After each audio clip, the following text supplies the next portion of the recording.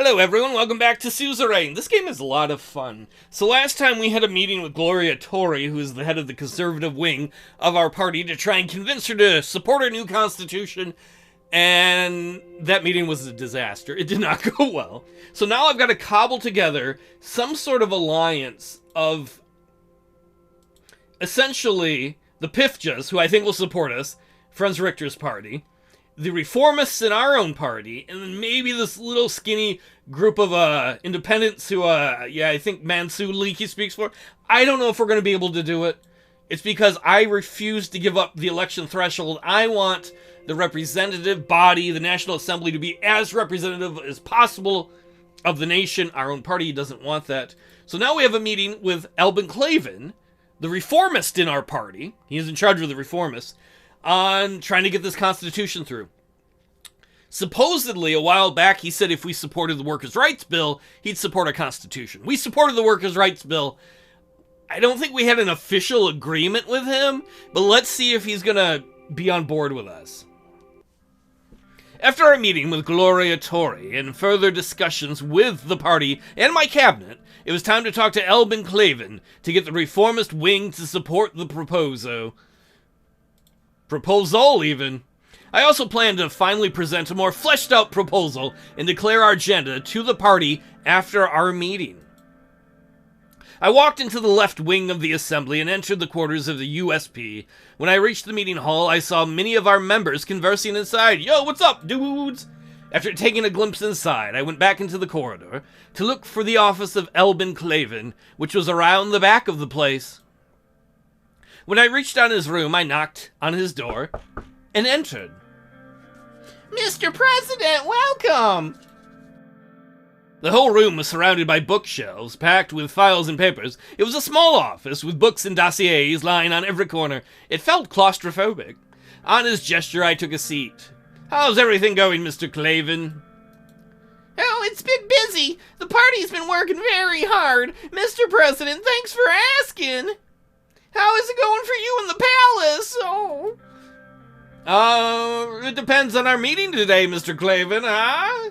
Oh, I see. Then I'll try my best not to make it any worse for you, Mr. President. Thanks. I wanted to express my gratitude for passing the Workers' Rights Act. Oh, it's one of the most comprehensive and successful political efforts.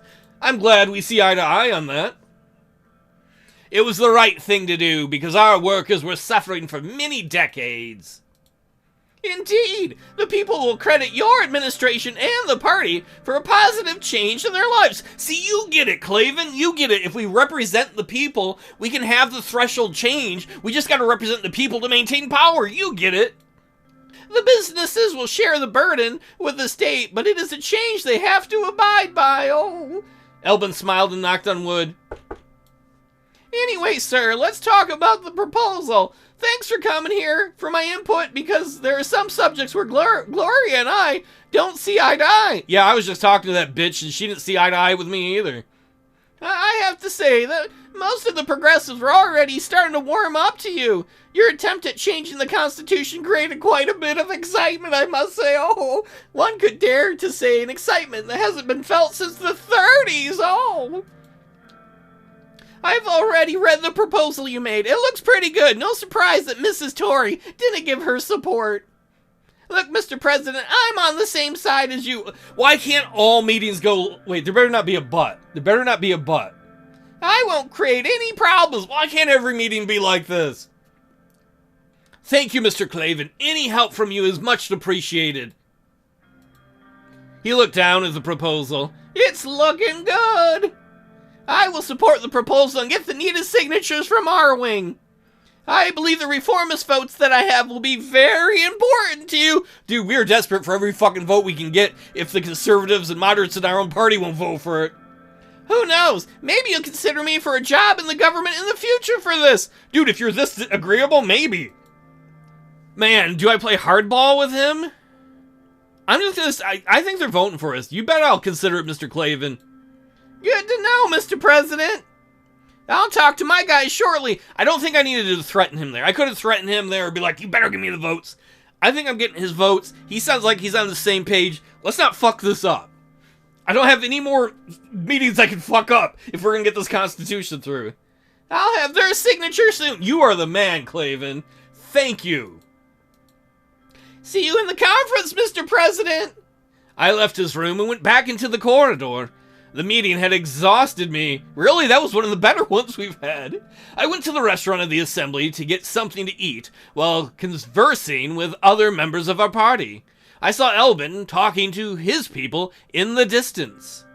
After a while, the preparations for the conference began, and I went back into the conference hall and prepared my notes for the speech I was going to make. I'm going to make a speech? It took time to get all of the present members of the party inside.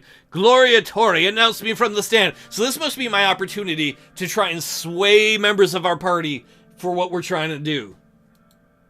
I walked up to the stand as everybody in the room started clapping. Yay! Woo! I could say ladies and gentlemen of the party. No! Let's get excited in here. Brothers and sisters of United Sordland, who's in the house? I started my speech with the reasons of the changes to the Constitution. I came here today to announce the agenda for the future of our country. Man, I'm not going after the Supreme Court in this speech. Either I point out that our systems have become undemocratic, or say the people of Sordland have spoken. Oh man, the people of Sordland have spoken! They blame our institutions and our systems and want change. Can you blame the people? Haven't we had enough of the flaws of our Constitution? We must listen to their wishes and get their trust back in Sordland. I paused as they started clapping. Yay! And continued. I can talk about democracy, or I can talk about why our party needs this to survive the next elections. I feel like I'm going to go for number 2, because what I need to do right now is convince the moderates. I need to convince the moderates that this is actually pragmatic for us in the long term.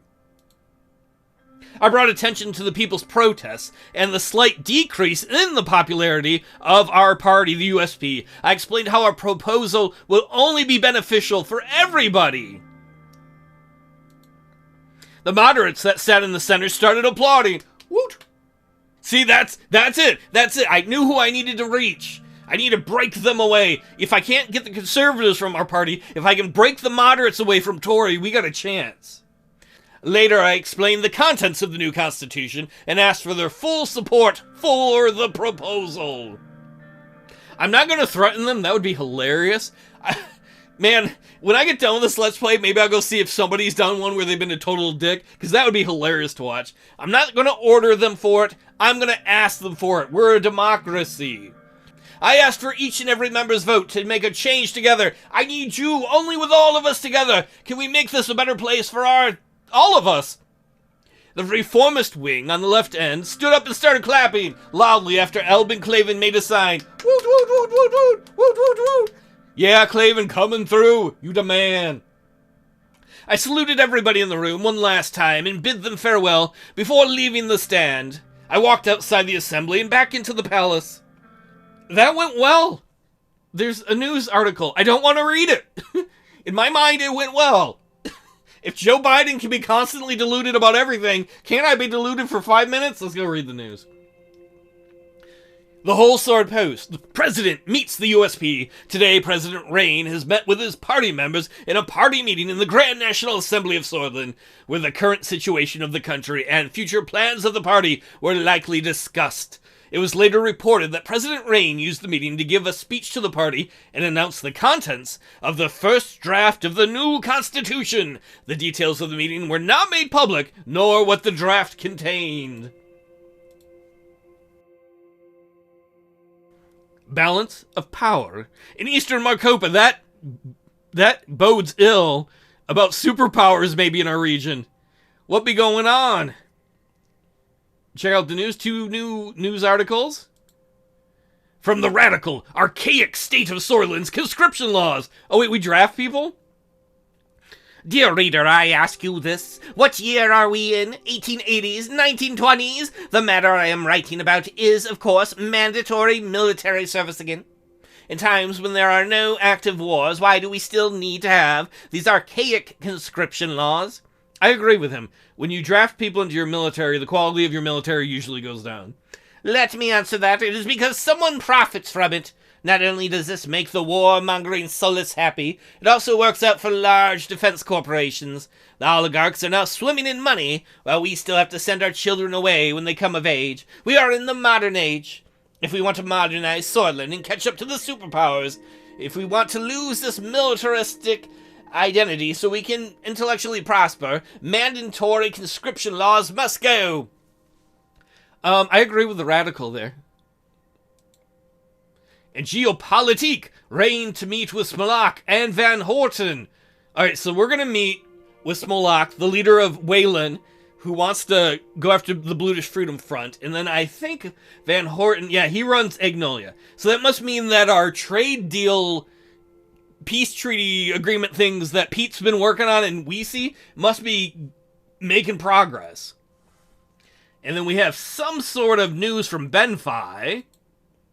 Infrastructure at full capacity in Benfi. The bustling city of Benfi is facing infrastructure challenges as its airport and port facilities are at full capacity due to high volumes of logistics and tourist travel. See, I didn't even have to spend money on that tourism bill.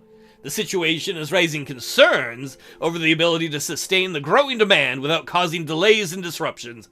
Infrastructure expansion and modernization are being considered to resolve the issue. I'm sure they'll want more money. So what are our two choices? Arcasia offers aid in return for Air Force access, or a religious harmony bill, or we can read about the Ministry of Health wanting to privatize. Well, I have a feeling you know which one I'm going to look at first. We've got a message from Arcasia? Anton's running around the palace like a middle schooler who found out his crush might be interested in him. Oh my god, do they like us? Do they like us? Do they like us? Because we want to join ADO, and Arcasia is the main member of ADO. Arcasian Foreign Minister Laurent Martel has proposed an extensive aid package for Sordland. The package includes financial assistance, logistical support, and equipment aid. In return, Arcasia seeks refueling and repair access at Sordland's Ellery Air Force Base, in addition to occasional flyover rights in Sordish airspace. Arcasian President Dwight Walker has personally assured this agreement aims for peaceful objectives. If we accept this, that means they're going to give us 2 monies. I do like monies. We will give up some air rights, right? And it will hopefully get us closer to Arcasia. Now, I don't know if everyone in our country is going to like this. It might drag us into the Cold War, but Lesbia is already allied with them to the south. If they put an air base in our country, I think it's much less likely that Rumburg would attack us. I'm going to accept Arcasian aid and hope it doesn't backfire. This has got to make news, right? Some people have got to feel different ways about this. Look at that, we got some money. Rayne's weak international leadership from the Radical. The Radical doesn't like it because he thinks it makes us look like we're Arcasia's bitch. You know what? If that keeps us safe and we can get democracy through, okay. They end their article with our president's attempt to align Sordland closer to Arcasia, and by extension, the Arcasian Treaty Organization is a gamble with Sordland's future. One can't help but question, is this the price we pay for Rayne's inability to keep our economy afloat? Are we to become mere pawns in the grand chessboard of superpowers? As these questions loom large, it is evident that the implications of the strategic shift under Mr. Rayne's leadership are yet to be fully discerned.